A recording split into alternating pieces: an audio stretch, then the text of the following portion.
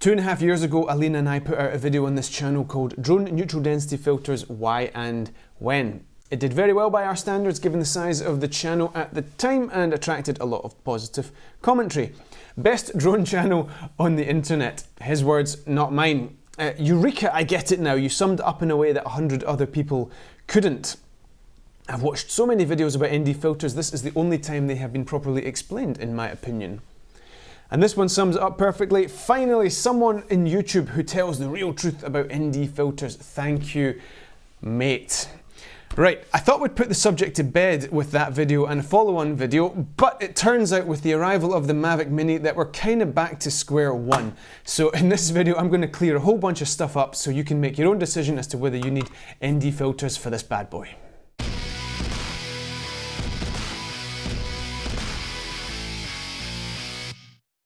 Stewart here from Drone Film Guide, the channel where we learn to fly like filmmakers. Let's jump right in. This right here is an ND filter for a Mavic 2 Pro. It is a partially opaque piece of glass that cuts down the amount of light getting to your camera's sensor. Why do we want ND filters? ND filters allow us to set the correct shutter speed relative to your frame rate that gives us the motion blur that the eye is accustomed to when watching cinematic footage. Think about it, when a car shoots past you in a street, do you see every little detail? Can you read the number plate? No, you cannot. It's a bit of a blur. And that is what we want to replicate when we capture footage on any kind of camera. Do you need ND filters? Do you need motion blur? No, absolutely not. The clue is in the title. You only need motion blur if there is motion in the shot, and that can come in two ways. First of all, something in your frame can move, so someone can be running across your screen. There can be a car, animal, whatever the case may be. There is movement in your composition. Second of all, there can be camera movement, and if you're panning or tilting, that creates a lot of movement around the periphery of your frame, and a bit of motion blur can help smooth that out. Now, as drone cinematographers, very often there will be virtually no motion in the footage that we create, and in situations like that, there is no need whatsoever for ND filters. So irrespective of what drone you have, you are going to survive without ND filters. So it's something that we don't need to get bogged down in. Some home truths and some myths and some misinformation that I continually see on the internet and that drives me mad from self-proclaimed filmmaking experts. ND filters only block out light. They're just one other lever that you can pull to reduce the amount of light hitting your sensor. They do not give you a more contrasty, interesting image. They do not add saturation to your image. They do not allow you to point your camera at the sun and get a nice balanced exposure between the sky and the ground. They do none of those things. All they are is an opaque piece of glass. It's really not that exciting or interesting. To understand ND filters, we need to understand a little bit about setting exposure. There are three levers that you can normally pull when setting exposure on your camera. Exposure is the brightness of the image, to put it in the simplest possible terms. We have shutter speed, aperture, and ISO. Now, the aperture on the Mavic Mini is fixed. The iris on the drone, the little hole in the center of the camera that lets light in. There's nothing you can do about that. It's fixed. I think it's fixed at 2.8. I'll put it up on the screen. I'll double check. It's fixed. Either way, you cannot pull that lever. ISO, we can't control it on this. We don't know what the ISO is on this, but on a bright day, the ISO will be down on 100, we think, and that will keep the minimum amount of noise in the image. So those two levers are fixed, ISO and aperture, which means the only other thing that we can normally control to set our exposure is the shutter speed. Convention dictates that in order to get that desirable motion blur, you take your frame rate and double it to get the correct shutter speed. So 25 frames per second, you use a 1/50th of a second shutter speed, and that will give you the motion blur the eye is accustomed to when watching television and cinema.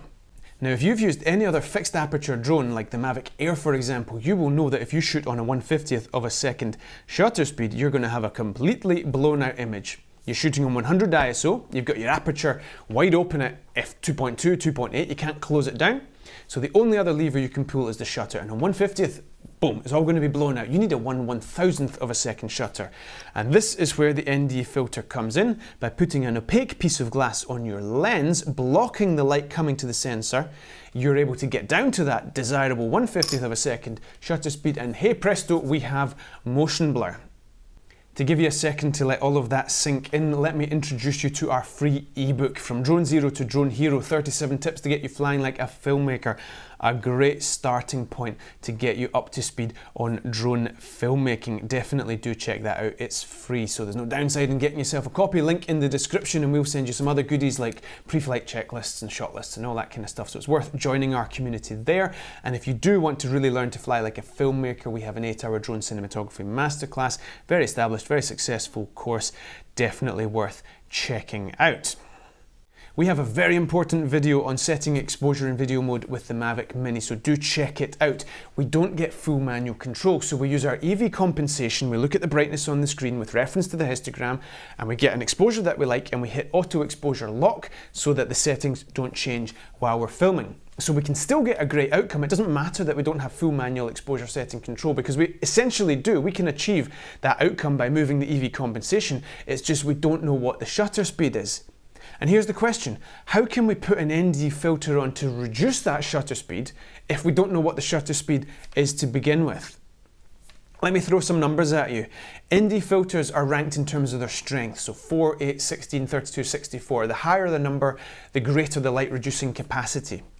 I know from experience when filming with the Mavic Air that on a bright sunny day we need an ND64 to reduce the light down enough to get a 1/50th of a second shutter. Based on what I've just said, if you put an ND64 on this on a cloudy day, it's going to darken the image too much, more than is required. And this is going to be forced to bump the ISO up to compensate, and that's going to ruin your image because that introduces tons of noise and it just looks horrible on these cheaper drones. How can you possibly put an ND filter on a camera if you don't know what your starting point is? It just doesn't make any sense. We're stabbing around in the dark. And I've actually given you some numbers there based on my experience that mean that you have at least a starting point. ND64 on a fixed aperture drone on a bright sunny day, ND32 on a cloudy day, ND16 at most on a super overcast day. I've never used an ND8 or an ND4 on a fixed aperture drone like the Mavic Air. There's just never been any need to. It doesn't darken the image enough.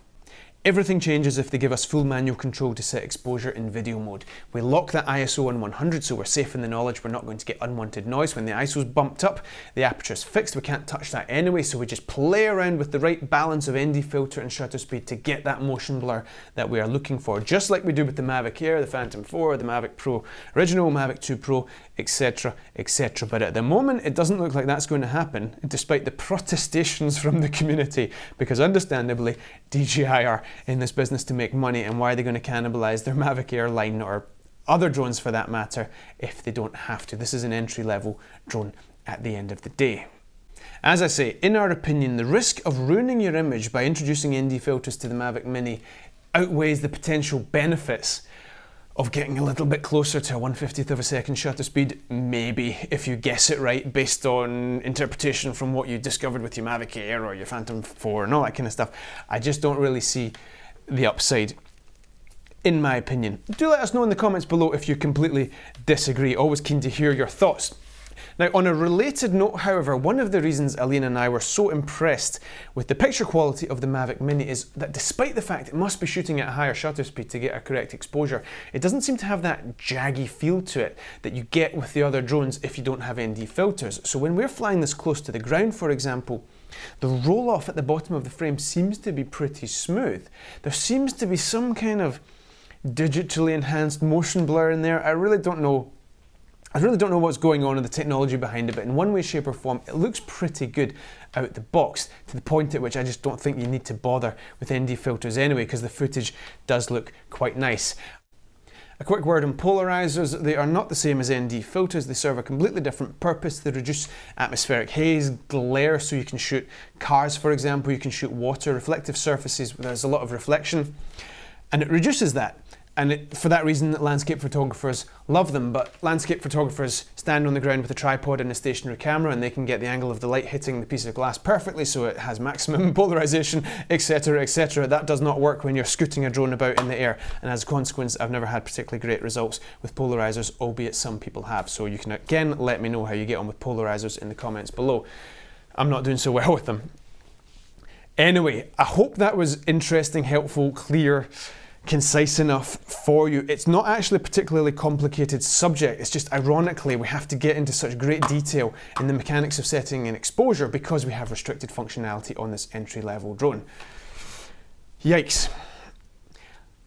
Keep in touch. Leave your comments below.